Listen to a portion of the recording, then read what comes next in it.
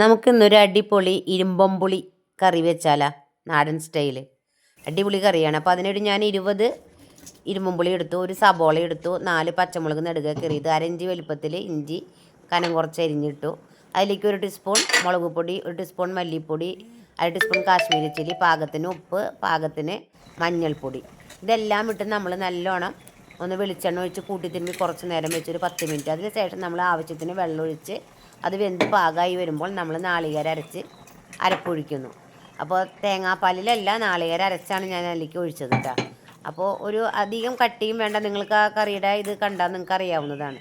എന്നിട്ട് നമ്മളത് സാധാരണ തിളച്ച് വരുമ്പോൾ നമ്മൾ കറി താളിക്കാനായിട്ട് കടുകും ചുവന്നുള്ളിയും നമ്മുടെ കറിവേപ്പിലയും ചുമന്ന മുളകും, പിന്നെ ഓപ്ഷനിലാണ് പെരുംജീരകം ഇടണമെങ്കിൽ ഇടാം, ഉലുവ ഇടണമെങ്കിൽ ഇടാം. ഞാനൊന്നും ഇട്ടിട്ടില്ല, എന്നിട്ട് തന്നെ നല്ല ടേസ്റ്റാണ് കറി.